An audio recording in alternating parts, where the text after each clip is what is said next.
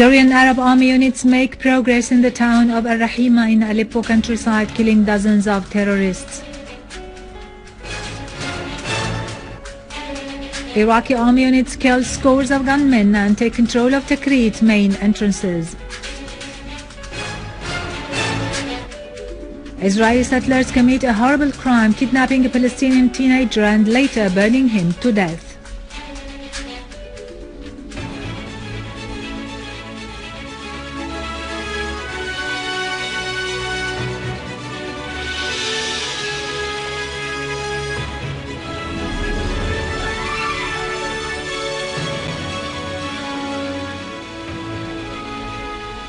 Good afternoon, ladies and gentlemen. This is Irado Krikorian with the news in English.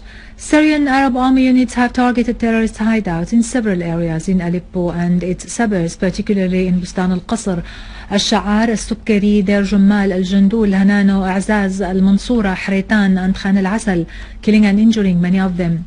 The Syrian Arab army also advanced in Al-Rahima in Aleppo northern countryside after eliminating a large number of terrorists and destroying their criminal equipment. In Damascus countryside, the Syrian Arab army has targeted terrorists in Manshiyat Khan al-Sheikh, eliminating 15, including Omar Khalid al-Shimali and Uday Khalid al-Shimali, and wounding others.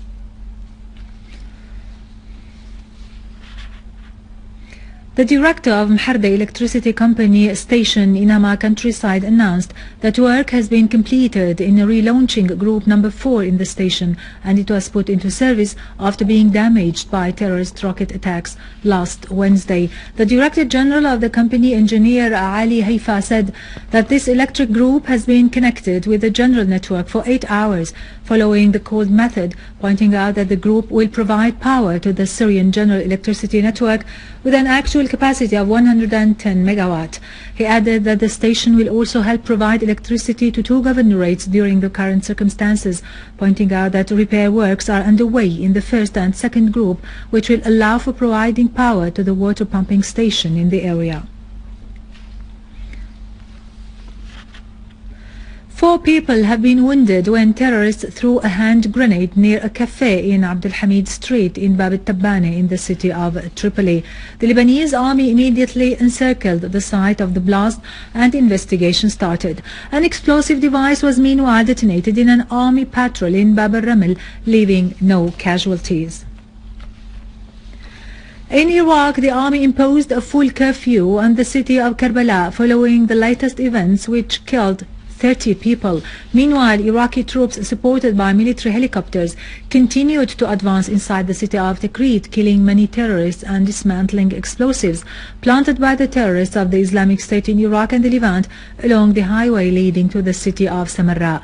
Units of the Iraqi army were able to liberate the headquarters of the Iraqi 4th Battalion south of Tikrit, killing at least 30 gunmen. In another development, Iraqi army killed more than 60 terrorists in the city of Babel during air raids against the terrorist positions.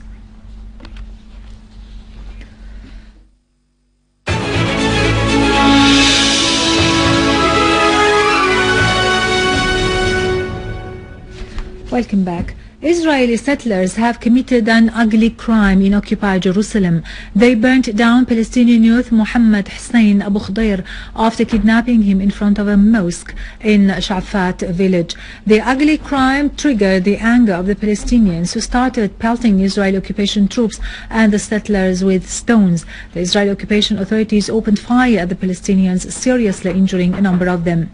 The holy city has been under popular turmoil following the settlers' crime amidst Palestinians' determination to retaliate to the Zionist crime. Less than 24 hours ago, the Israeli occupation troops shot and killed in cold blood another Palestinian youth in Jenin during their barbaric attack on West Bank towns and villages. In besieged Gaza, a group of Palestinians survived an airstrike by the Israeli forces of occupation on the area of Sheikh Radwan, north of Gaza City. Meanwhile, the Israeli boats escalated their aggression on the vessels of Palestinian fishermen in a Sudania area northwest of Gaza. The sixth round of negotiations between Iran and the 5+1 group on Iran's nuclear file is scheduled to open in Vienna today.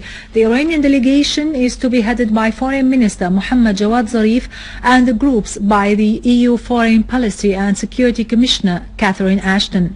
Iranian Assistant Foreign Minister Abbas Araqchi said the talks of this round may last till the 20th of this month, the expiry date of the 6 months set for the joint agreement program between the two sides. U.S. Assistant Secretary of State William Burns would probably attend the talks of this round to take part in outlining a roadmap that would complete the final agreement formula.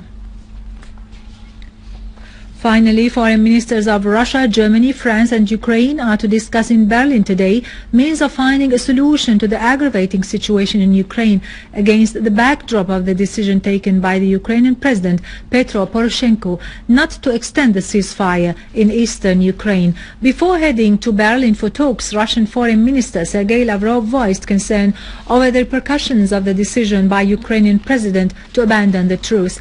In a telephone call with U.S. Secretary of State John Kerry, Lavrov stressed that the decision by Ukrainian President Poroshenko not to extend the ceasefire would unleash a new round of bloodshed and might undermine the agreements reached by Berlin, Moscow, Paris and Kiev.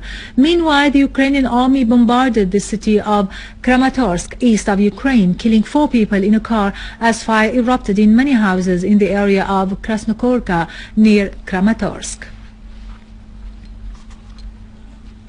With this, we end our news for today. Thank you for watching. For more details about Syria and the region and to view this bulletin again, you can always visit our website in English, syriaonline.sy. Now to latest business and market news with Vani Ganjan, but after a short break.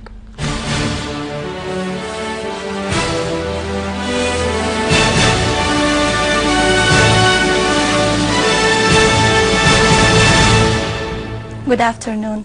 Director of Finance and Investment Department at the Industrial Bank affirmed that the bank has received 527 settlement orders with the value of 1.8 billion Syrian pounds, according to the Legislative Decree number 8 for this year. The director also asserted the need to extend the work by this decree, which may help to receive more orders, especially in the governorates where the security situation is improving gradually. Sources at the real estate bank asserted that the deposits have the biggest shares of the branch's operations daily, as the deposits average in the branches may reach 150 million Syrian pounds. On the other hand, the withdrawals have declined significantly, noting that the deposits value in the cooperative branch exceeded 2 million Syrian pounds per day.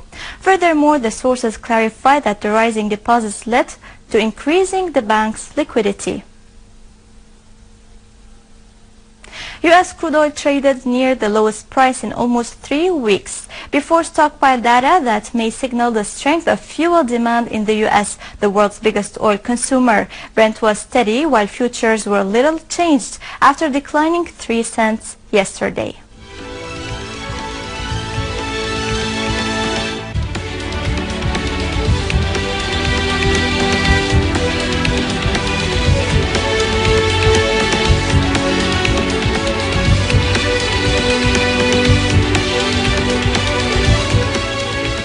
Gold traded below a 3-month high on signs that the rally damped physical demand as investors assessed the outlook for U.S. borrowing costs. Gold for August delivery traded at $1,326 an ounce.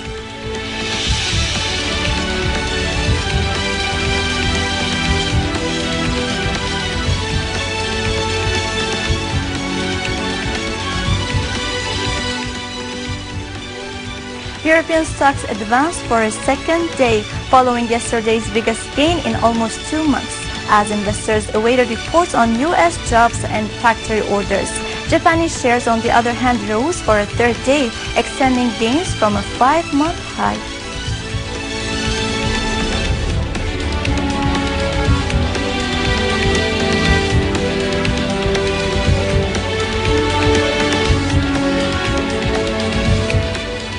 The US dollar held a 5-day decline against major peers after a report yesterday showed that the growth of US manufacturing grows less than analysts projected. The dollar was about 0.% from a 6-week low versus the euro before Federal Reserve Chairman speaks today.